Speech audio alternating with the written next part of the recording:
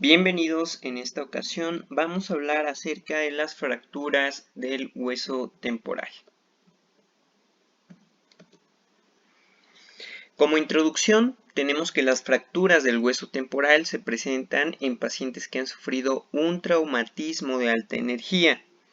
Se ha descrito una incidencia del 18 al 22% en estos pacientes. La causa más frecuente son los accidentes de tráfico, sobre todo en los peatones y motoristas, seguido de los accidentes laborales y las caídas.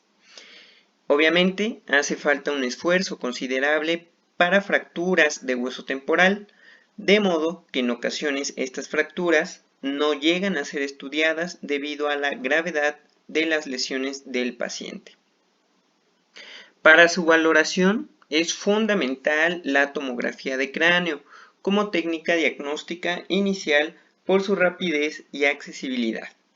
Ante toda sospecha de fractura temporal, tenemos la obligación de hacer reconstrucciones finas en los diferentes planos del espacio con ventana de hueso. A modo de recordatorio, sabemos que el hueso temporal se divide en 5 porciones. La porción escamosa, la porción petrosa, la porción timpánica, mastoidea y finalmente la estiloidea. Dentro de su anatomía interna, este hueso acoge a múltiples estructuras, destacando los pares craneales quinto, principalmente el ganglio de Gasser, el nervio craneal es sexto, séptimo y octavo. Estructuras vasculares como el bulbo yugular y seno carotidio. Estructuras de la audición y vestibulares como los conductos auditivos externos, la cóclea, utrículo y sáculo. Conducto auditivo externo, la caja timpánica, la cadena osicular, la cóclea, órganos vestibulares y el conducto auditivo interno. Dentro de la clínica, de forma general, estos pacientes pueden presentar otorragia, hemotímpano, hipoacusia, otorraquia, perforación de la membrana timpánica, parálisis facial, rinorraquia, vértigo y nistagmus. Puede presentar el signo de Battle, que se refiere a la equimosis postauricular debido a la ruptura traumática de una vena emisaria mastoidea. Dentro de las lesiones, estructuras importantes, tenemos el daño en la cadena osicular. Puede ocurrir por una contusión cerrada, por fracturas de cráneo, por heridas penetrantes o cuerpos extraños en el oído medio, y aproximadamente un 30% de las fracturas de hueso temporal se van a asociar al compromiso de los huesecillos. El daño osicular puede ser de dos tipos: luxación o fractura. Lo más frecuente son las luxaciones, hasta en un 90% de los casos, y entre ellas la más habitual son las articulaciones incudo-estapediales, seguidas de la articulación incudo-maleolar. Esto se debe a que el yunque presenta una precaria suspensión respecto a los otros huesecillos, sin inserción muscular propia y con un débil soporte de ligamentos. Las fracturas más habituales son a nivel de la porción rama de la rama larga del yunque. La fuga del líquido cefalorraquídeo habitualmente ocurre hacia la caja timpánica por fracturas del tegmen timpani y laceración meningia. También puede fistulizarse hacia la mastoides. Para que se produzca otorrea del líquido cefalorraquídeo se requiere tener asociada una perforación de tímpano, ya que si no existe, el líquido cefalorraquídeo fluirá por la trompa de Eustaquio hacia la nasofaringe y de allí a la fosa nasal, manifestándose como rinorrea. Esta fístula va a ser producida en la mayoría de los casos por una ruptura postraumática a nivel de la ventana oval. Clínicamente se presenta como vértigo e inestabilidad. El neumolaberinto suele ser el indicador más sensible por tomografía de cráneo en esta entidad. Dentro de la lesión del canal carotidio y el seno sigmoideo o bulbo yugular, la carótida interna se lesiona hasta en un 35% de los casos en los que se fractura en canal carotidio.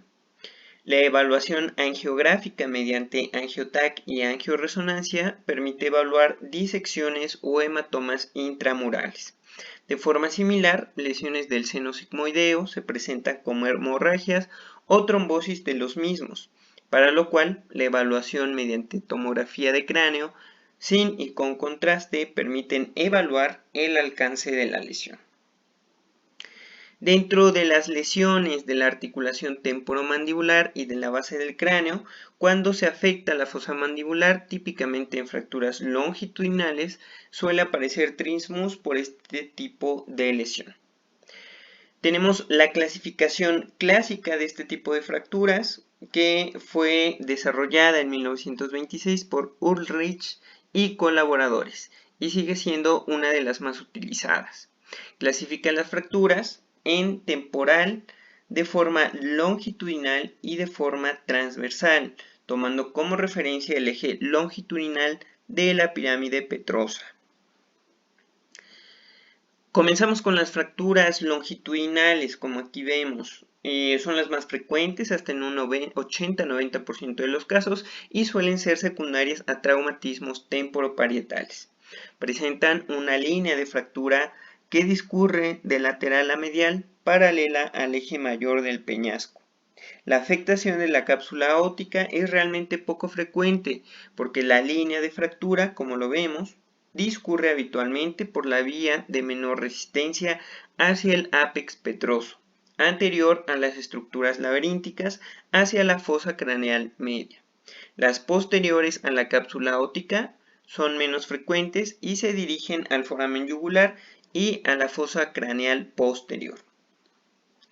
Dentro de las manifestaciones clínicas tenemos la afectación a nivel del conducto auditivo externo, otorrea, hemática o de líquido cefalorraquídeo, ruptura a nivel de la membrana timpánica, sordera de transmisión, lesión de la cadena osicular y hemotímpano.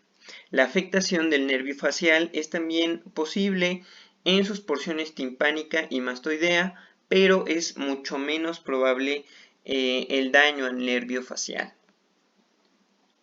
Dentro de las fracturas transversales están relacionadas con fuertes traumatismos fronto-occipitales. Esto es muy frecuente debido a su mecanismo de daño y son menos frecuentes hasta en un 10 a 20% de los casos. En este caso, la línea de fractura transcurre perpendicular al eje mayor del petroso desde la fosa yugular a la fosa craneal media.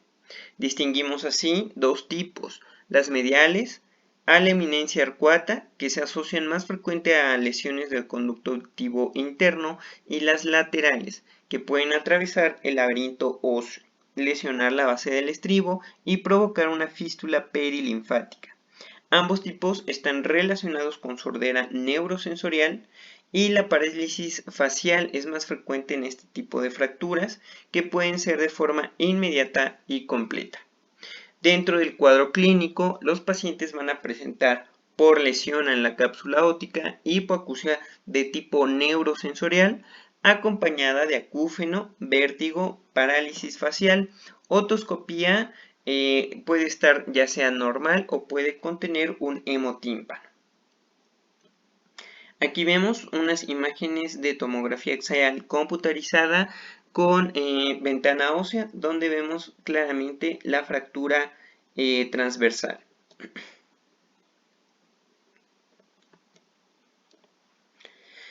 La clasificación clásica resulta limitante, ya que la mayoría de fracturas temporales incluyen trazos de ambos patrones. Además, no ha demostrado buena correlación con la clínica y las complicaciones potenciales.